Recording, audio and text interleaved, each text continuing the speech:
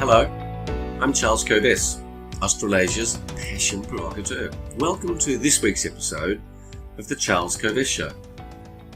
In this week's show, my one big idea for your contemplation is to consider the question, do politicians lie? You might laugh at that and say, of course they do. But what do you actually believe about whether that is so or not? And secondly, what impact does that have on your decision making? And third, if you do believe they lie, how are you going to make your decisions? This weekly show is founded on the formula SA plus P equals S. Self-awareness plus passion equals success. Since 1993, when I left the legal career that I loved, I have been educating, inspiring, provoking, as Australasia's passion provocateur, audiences, people, groups, workshops, to discover their passion and to live their lives with passion. I have helped people with the books that I've written, Passionate People Produce and Passionate Performance. This show is also guided by Socrates' famous quote, "The unexamined life is not worth living." I hope this show provokes you to examine your life. What is your life about? When you answer that question, your life changes. You can see I'm wearing my red jacket, red the colour of passion. When you see red from here on in after listening to this show, I hope you are thinking about passion and particularly your passion. This show explores one big idea that you can use rather than a whole string of ideas. That way, I hope this show is of maximum value for you. We are bombarded by so much information. By getting one big idea supported by various tools and resources will help you on your journey. And from earlier episodes of the show, you know that when you learn new skills, new ideas, new ways of living from this show, your ability to solve your problems improves. As you solve your problems, as you solve other people's problems, you get rewarded. But remember the big impact of solving your problems. The big reward that we as human beings get when we solve our problems. Our reward for solving problems is bigger problems. Isn't it exciting? Isn't that exciting? What that means is if you've got big problems, it means that you are an amazing problem solver. And people reward you for solving the problem. So you've got all of these difficult problems to solve. So I urge you to revel in your knowledge of how capable and competent you actually are. Whilst I talk about this one big idea, I also share with you a book, a song, some humour, a spiritual tip, a health tip, a quote that will reinforce the message of the big idea. This show is not politically correct. I hope, I don't want to be politically correct. How shall I say this? It's quite an interesting question. I must do some more work on political correctness. I'll think about how I address that, but I have no desire to be politically correct. I subscribe, and this show subscribes to the view that we have a soul, a spirit, a heart, so I talk about the human spirit quite a lot. So, what's happened during the week? Another week of reduced lockdown here in Victoria, one of the states of Australia for those who are watching in other countries in the world. Daniel Andrews, the Premier, is now glorying in the fact that he says, we're at 0 cases. We have succeeded, Victoria. This is such a lie. And it is these lies that Daniel Andrews is sharing, the lies that he has told to the inquiry that his government established, that has brought about this topic this week. The front pages of the mainstream newspapers are full of the lies of the Chief Health Officer, the lies of the Premier. So that's been, something that Victorians have to deal with. What else happened during the week? I recorded the 10th episode of the Monash Community Podcast. Some of you received that podcast. That's related to the community in which Julie and I live and work. It's a fair bit of work, but amazing, interesting people that I'm meeting through that. Today, I rode with my cycling buddies 102 kilometres in the hills in the north of, or 100 kilometres north of Melbourne. 102 kilometres, took 4 hours of riding up and down hill and dale. It was hard. And as I was doing it, I was going, I wish it wasn't this hard, but it was hard.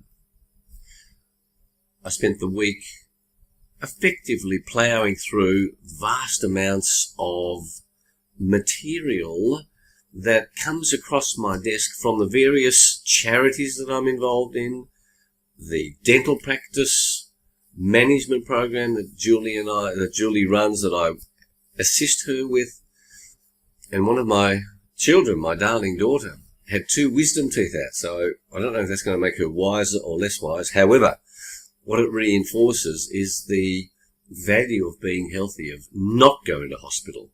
And each time I see somebody in hospital, including my mother-in-law who's in hospital, I'm grateful for my health. So that was the week that was. Interesting week. It goes incredibly quickly. I enjoyed the week. I'm pursuing my passion. Julie's pursuing her passion. So please don't think that I'm enduring these weeks, even though I might be upset about lies that politicians might be telling us. In fact, are telling us. Now, let's explore this big idea. Do politicians lie? Before we do, I invite you to subscribe to this podcast or to the YouTube channel if you're watching this show. Buy my books, Passionate People Produce, Passionate Performance, on our websites, covest.com for corporate programs, public programs, and charlescovest.com for the Self-Awareness and Passion Quest, a group coaching opportunity for senior executives, dentists, lawyers, accountants, others as well, but that's predominantly for whom the Self-Awareness and Passion Quest is designed. Now, do politicians lie? What do you believe about that? Well, I suggest most people who are interested in politics would say, of course they lie. And I would suggest to you that a vast number of politicians lie. Probably all of them. Now, we all tell lies. We're not brutally honest in everything that we do, but politicians are in a special situation. And I just want to remind you that if you need evidence that politicians lie, all you need to look at is the corruption that goes on in most governments around the world, and certainly in Australian governments, in state and federal.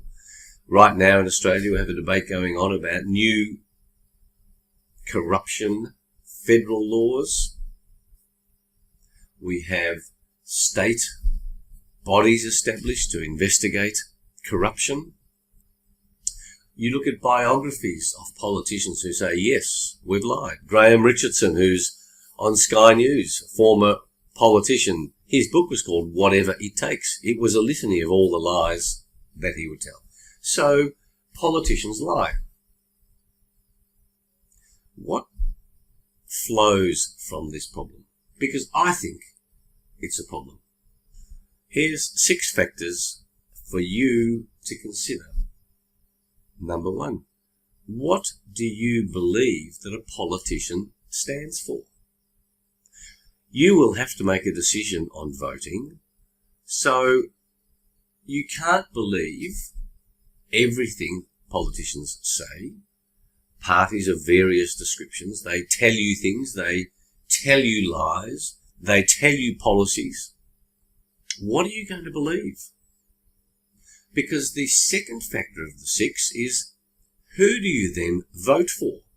On what basis do you vote for a politician, a party? How are you making that decision?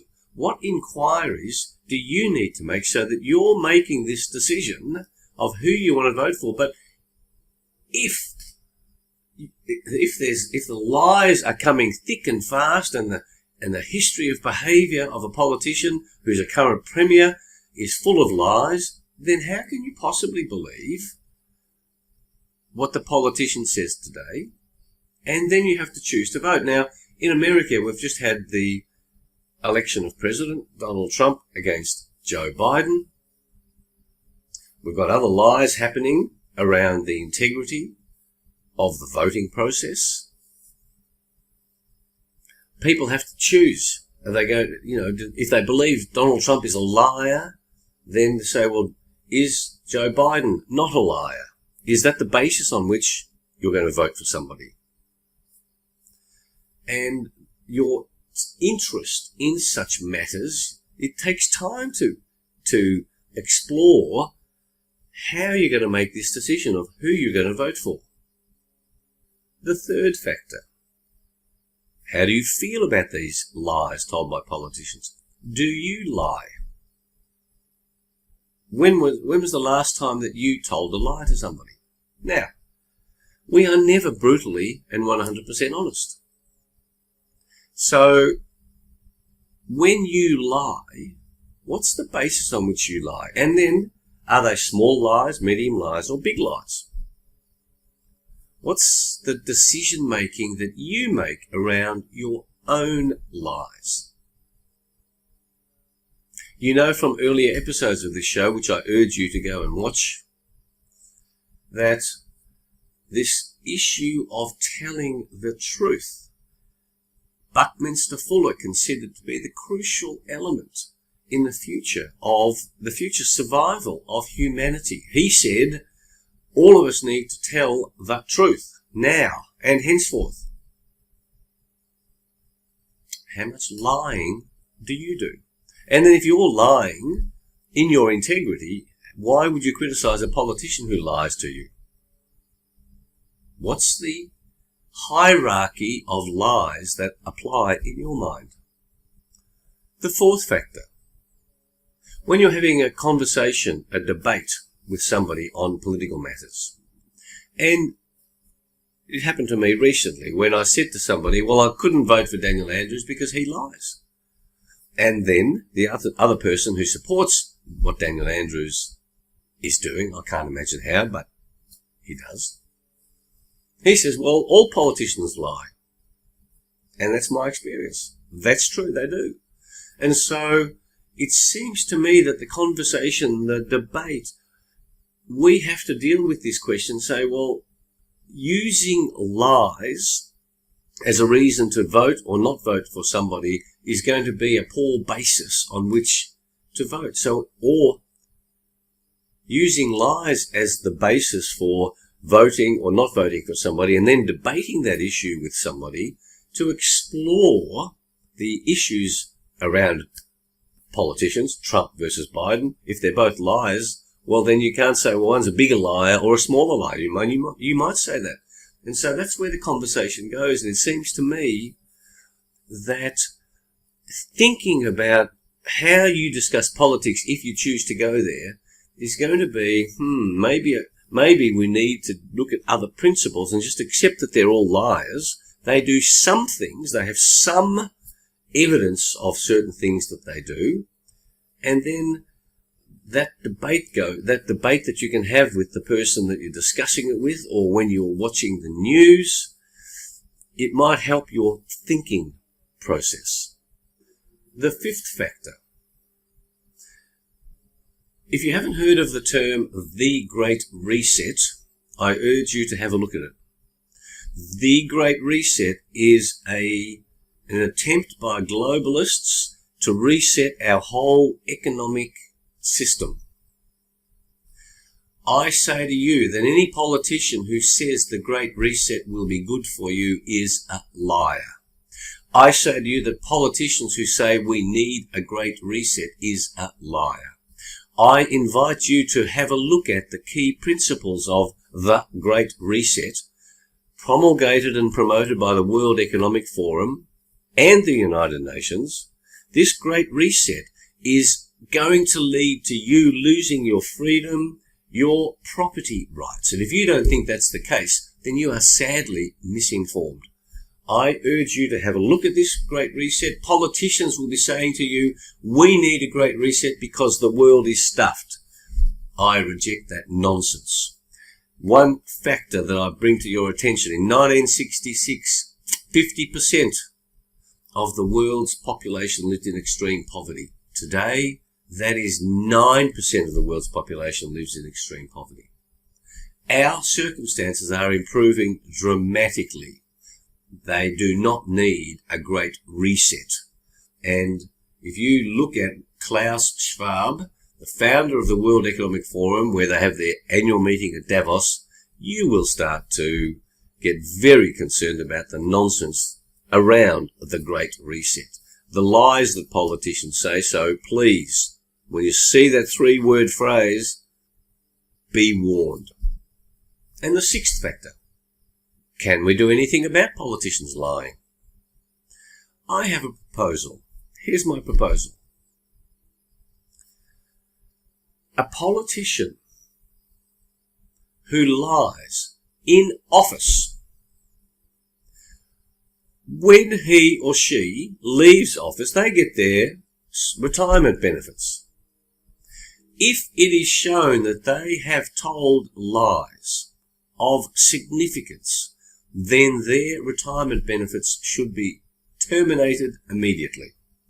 I think we must impose consequences on politicians for their lies. Many times we can't find them out during their terms in office, but we find out after they're out. I think we put it on the agenda, and if we did that, that would have a massive impact in reduction of significant lies by politicians. Well, that's it. Think about this question, the question of lies. It leads to my bit of humour for this week.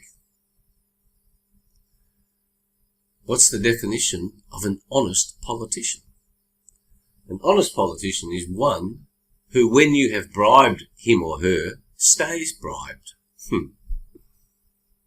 My song. I'm a Billy Joel fan. I went to see 3 of his concerts when he performed in Melbourne.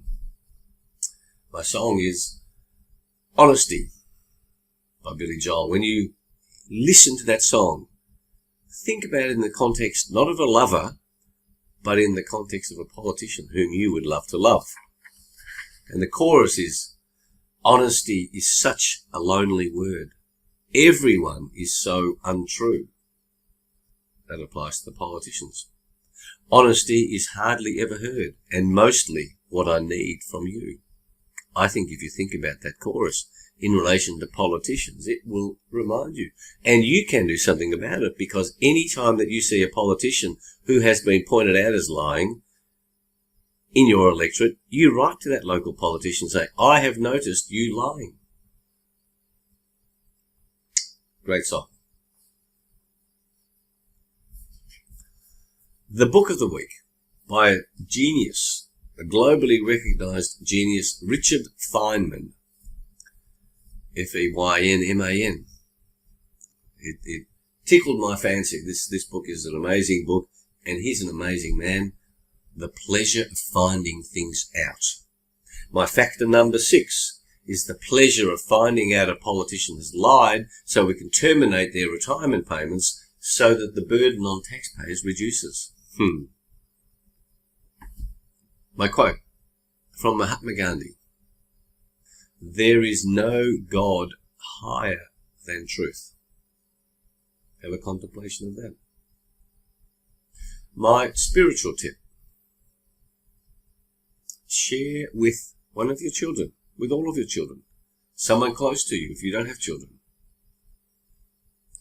something that is difficult for you. If you put yourself in the space of sharing the truth of something that you find difficult in your life, what that does is create a link of vulnerability with your child, with that person about whom you care. And it is that sharing of vulnerability is a way to create intimacy with another human being. My health tip for you is to do something hard physically, just like I did today when I rode 102 kilometers, 60 miles in the hills for our American friends, by the way, for whom I hope they had a wonderful Thanksgiving to the extent that they were able to with lockdowns. You know my attitude to lockdowns. I think they're nonsense. I think the scientific evidence is very clear about that. However, for your health, I urge you to do difficult physical things. Well, that's about it. I hope I've given you some perspectives on this question of politicians lying. I think it's a poor basis on which to select politicians, trying to work out who lies and who doesn't. Just assume they all do and then go deeper. I hope it provokes you to think about your own lies and the lies that are told in your company. I hope it makes you think in new ways. Don't forget to subscribe to the podcast, to the YouTube channel. Go and visit our websites, covest.com, charlescovest.com. Our books are available. Our ideas are available. You're most welcome to contact me if you have any suggestions of topics you'd like me to cover. And until next week, I hope you have a week full of challenge, of passion, of fun, of minimal telling of lies, and of coffee, because, Stephanie, I have not mentioned coffee today, but I've been sipping on it, and I love it, and I'm addicted to it, and some addictions are wonderful for you. Thanks for being with the show. Look forward to being with you next week. Bye.